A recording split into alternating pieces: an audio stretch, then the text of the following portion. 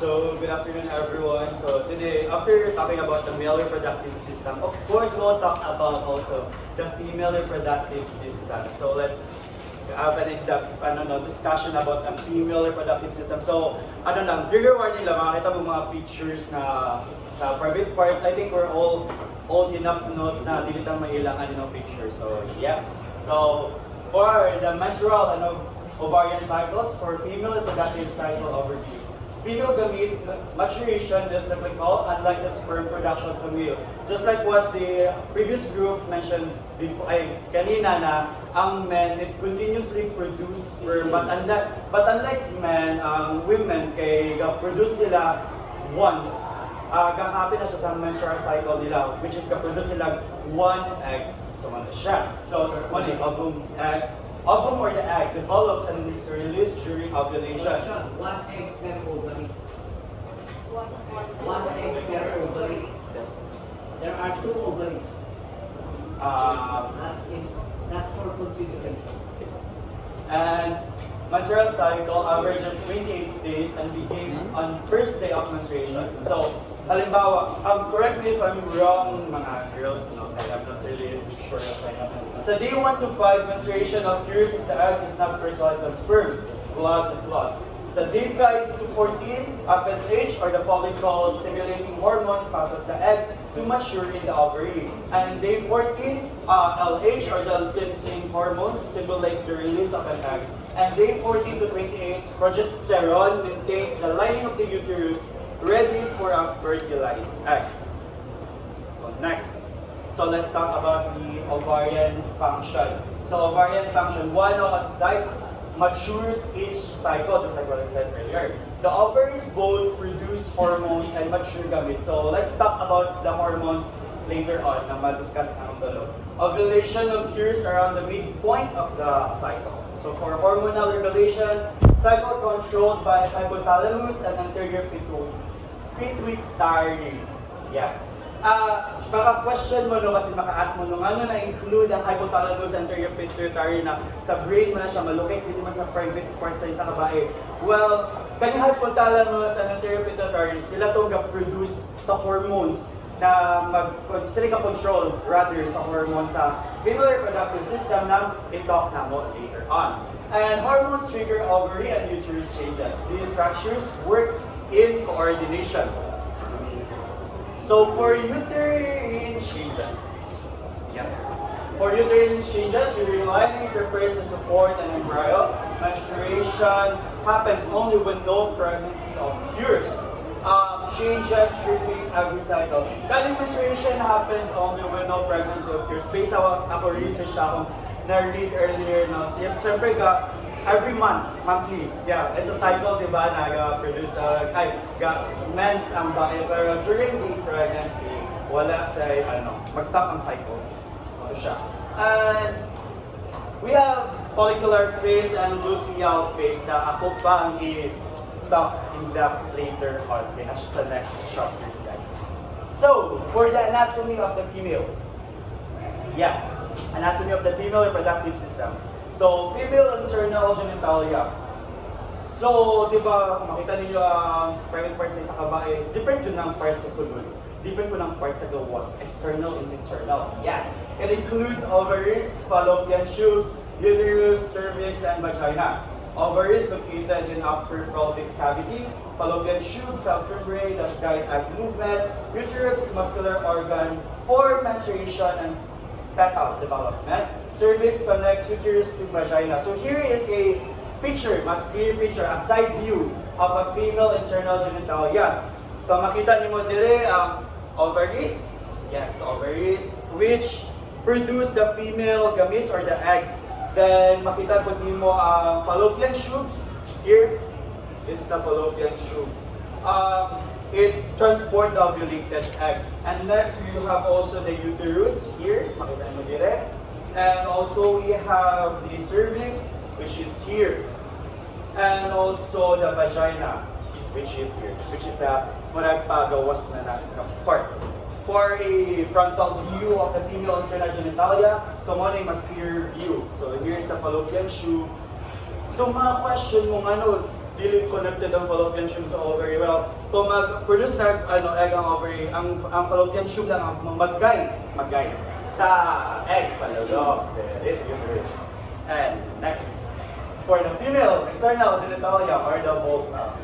Yes, external. Includes mons pubis, labia majora, labia minora, clitoris, vestibule, vestibular glands, collectively called as the vulva. Labia majora analogous to scrotum. Clitoris is erectile structure analogous to penis. So here is a much clearer picture of a external female genitalia. So here, makita ninyo ang mons pubis, which is the, let's say in design terms, vulva, yes. And clitoris is here. Here is the clitoris. Urethral opening, which is the monkey ang girls, right? And vestibule, which is this, kanina part. And labia minora, this one. And labia majora is this one. So, what's the purpose of the labia majora? So, kana siya ang, let's say, protect. Like, kung masanggi ang, part. So, and also, the vaginal opening is this one. Diyan mo yes. And the anus. And for the ovarian functions. Functions of the ovary. So, the ovary produces female gametes or the eggs, maturation of oocytes, ovulation, release of the mature egg, hormone secretion like estrogen, progesterone, inhibit. Condition of hormones na-talk naman siya much later on. The follicle houses the developing oocyte and produces hormones. So, what's a follicle? Yes, makita nyo later on. And after ovulation, the follicle becomes the corpus luteum. Na-talk ni Kuya Rex later on. Yes. And for oogenesis overview, sa oogenesis na ta. So at birth, 2.4 million eggs daw ang present. So dagan jud siya, no? And only about 400 eggs are ovulated during a woman's lifetime. So from 2 to 4 million, 400 eggs lang ang ma-ovulate. No new eggs form after birth. Most eggs degenerate with age. So all sites ovulated later in life are decades old. Risk for chromosomal abnormalities.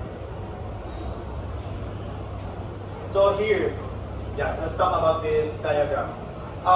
Development of egg cells. So sa fetal stage, o ganyan undergo undergo mitosis. Around 7 months gestation, cell division stops. And all ganyan become primary oocyte, which is this one na yun.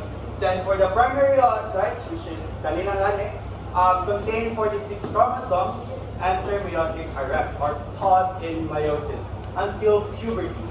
So nice. At ovulation, the primary oocyte completes first meiotic division, produces secondary oocyte, and first polar body. First polar body is here, and the secondary oocyte here. Kani siya. So, siya. After, muna siya during the ovulation. Okay? And after fertilization, the secondary oocyte, which is this one, complete second meiotic division. Produces, muna rin mo, ma-produce na ng ovum or the egg. And the second polar body or the non-functional egg, which is next is the final result. Only final result, one primary oocyte, only one functional ovum ma-produce. Pero sa question ni Sir Gadina, na duwa man ang isa ra ma-produce. So, isa ra siya yung ma-produce, guys. Egg. By contrast, one primary spermatocyte is 4 functional sperm. And follicles and their structures. Let's talk about the follicles, guys. Eggs exist within structures called follicles. A primordial follicle is equals to primary oocyte, a single layer of granulosa cells which will become later on. Granulosa cells secrete estrogen, inhibit, and some progesterone. Follicle development. Oocyte increases in size, granulosa cells multiply into many layers. Zona pellucida forms function in sperm binding. So when there are zona pellucida, like this one. Yes. Let's go back. Please be very specific. Sir. Kani, sir. Kani sa pinaka layer that around. Yes, sir. Tignan ka ng mga cell layers na. Ay, kanidayon katong gitok na ko na granola cells, sir, na siya dili, and the tetra cells, which is the outer na dyan siya, sir. So, marag na sa tunga din ng granola cells nila. Tapos muna din itong oocyte. Yes. Yes. And, wait. And for gum junctions ka na ka-oocytes sa granola cells. For nutrient and signaling exchange. Tapos ang given kanina, sir, the tetra cells. Sir. Time, tetra cells form around granulosa cells, assist in estrogen production, and lastly, the anstrom develops as follicle fluid accumulates. Pero ang anstrom, guys, so naradiri ang fluid, so naradiri ang anstrom. Yan mo na din yung atong mature follicle. Follicle numbers and selection. Many follicles start developing each cycle. So 10 to 25 early antral follicles. Around day 7, one follicle becomes dominant. So, i-show na akong diagram later on. Dominant is likely related to estrogen production capability. Others undergo atresia or programmed cell death. So, atresia and egg loss. Atresia happens at all stages of life, even before birth. At birth, presa kong ingon kanina, natin 2 to 4 million follicles. But at puberty, 200 to 400,000 lang ang mabilin. And only around 400 will ovulate in a lifetime. Which means 99.99% of follicles will undergo atresia. For dominant follicle and its final stages, dominant follicle enlarges as anstrom expands. Granola cells form cumulus of rows around the oocyte. Primary oocyte completes 1, just like I discussed earlier, and becomes the secondary oocyte. So mature Graafian or follicle reaches around 1.5 cm, bulges upward on ovarian surface. Ako na makita niyo sa diagram later on. So for the ovulation during the day 14, follicle wall and ovarian surface structure, the secondary oocyte and the zona pellucida, plus the granulosa cells and cumulus are released. Egg is swept on the ovarian surface by follicular fluid. So, so the follicle wall and ovarian surface structure, secondary oocyte of zona pellucida and granulosa cells. Cumulus are released. Egg is swept into the ovarian. Dili na tayo padulong ang ovarian surface follicular fluid. Padulong na tayo siya dili. And for the formation of corpus luteum, after ovulation, the empty follicle collapses, of course, and granulosa cells enlarge, forms the corpus luteum. Now, for a show sa diagram later on, corpus luteum secretes estrogen, progesterone, and inhibit. If egg is not fertilized, corpus luteum fully develops for about 10 days, then degenerates through apoptosis. Loss of progesterone triggers menstruation. So, para sa giingon kanina, there are two phases of the ovarian cycle, which is the follicular phase or the before the ovulation, where follicle develops and oocyte matures. Then after that, we have the luteal phase or the after ovulation, where corpus luteum forms and functions and ends when corpus luteum degenerates. So, para sa nakita nyo dito, katong di ba naman 2 days sa menstrual cycle. So, sa day 1, bleeding starts. Dito na days. Day 1 or day 1 to day 5, dala ang uterine bleeding. Madala na siya sa follicle phase. Then, for ovarian events, so, dito na day 1 to 7, may multiple follicles na nag-develop. Then sa day 7, one follicle becomes dominant. So the dominant follicle matures around the middle, day 7 to 14. Dahil sa day 14, mag-start na lang ng ovulation. Dahil mag-occur ang ovulation. So for the luteal phase, around day 14 to 25, corpus luteum functions. Then around days to 25 to 28, corpus luteum degenerates. So, mo niya mga sources sa ovarian hormones. For estrogen, produced by granulosa cells during the follicular phase, and produced by the corpus luteum also after the ovulation. So progesterone is small amounts from granulosa and theca cells before ovulation, and main source niya is corpus luteum after ovulation. So for the inhibin, secreted by granulosa cells, also secreted by the corpus luteum. So here guys.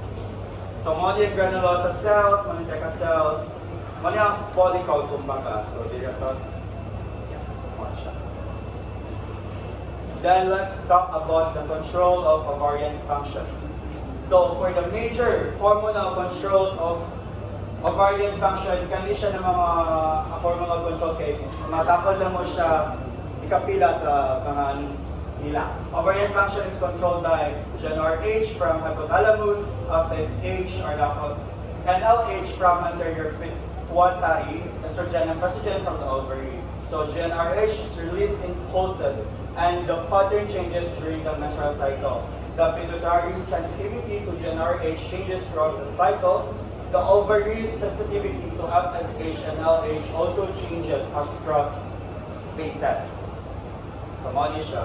So, makita ninyo ito yung can observe na during the ovulation din where despite ang mga hormones, the LH, estradiol, FSH rather.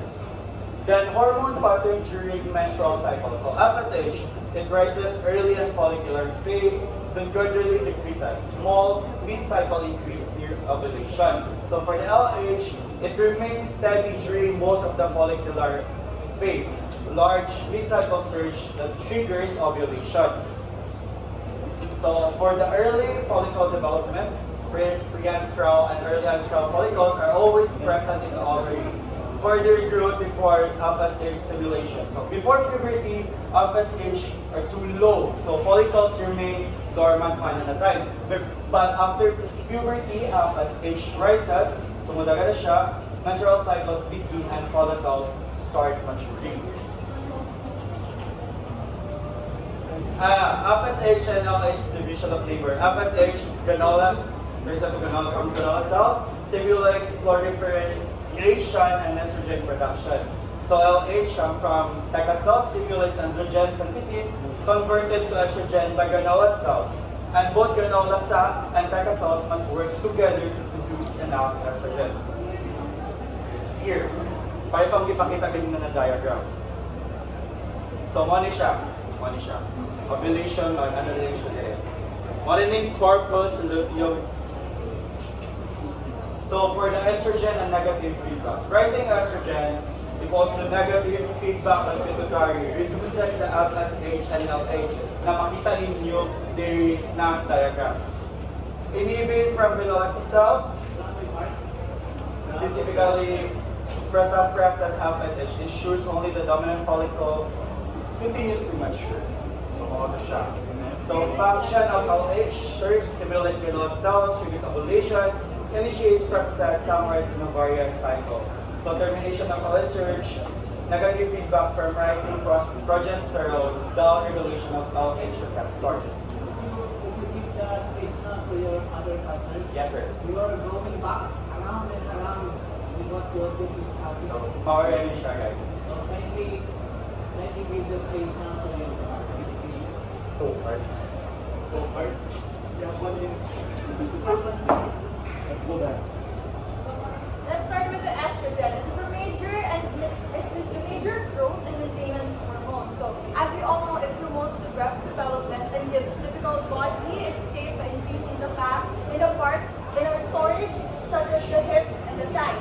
Estrogen also plays a role in our bone health, which slows down the bone breakdown. So, as we can see here in the depicted picture, this one is a normal person and the other one is a person which already does menopausal series. It is where na breakdown ang tissues sa iyang bone, that's why inananap iyang no. So it also protects the heart by increasing the HDL, also known as the good cholesterol, which carries the excess cholesterol from tissues back to the liver to remove it from the body, which lowers the low density lipoprotein or the bad cholesterol.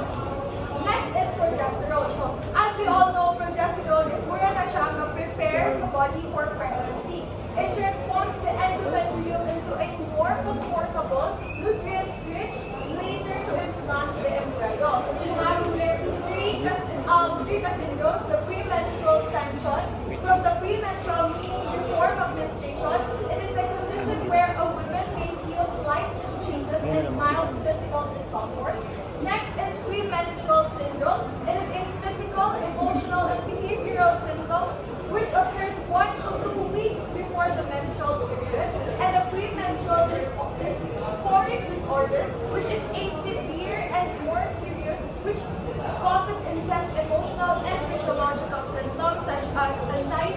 depression. Next is puberty. So as we all know, ages 10 to 12 years old this begins at ages of the wrong. It begins at the brain, specifically in our hypothalamus, where it starts releasing the GnRH or releasing hormones in a stronger and more regular pulse. It stimulates the literary glands to release the follicle-stimulating hormone, which stimulates the follicle growth in the ovaries and the luteinizing hormone that activates the ovaries. So there are visible changes that we can see during puberty, such as the growth of breasts, widening of lips, which was mentioned also a while ago, appearance of pubic and underarm hair.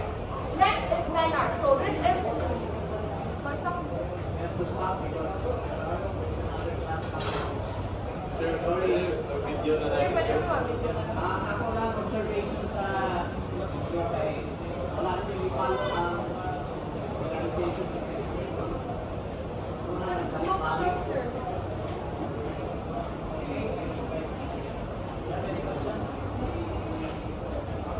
Ay, sir, pwede mo mag-video. For a continuation, sir, kay half-running sa Sige na, top. okay na to. Okay na to. Guys, akong topic na kay hormones, pregnancy, and Share na lang yung slide sa ilang. Okay, good. Thank you for listening. Thank you na lang. Thank you sa nilakaw. Thank you. Yan, doon ako yung 3-2.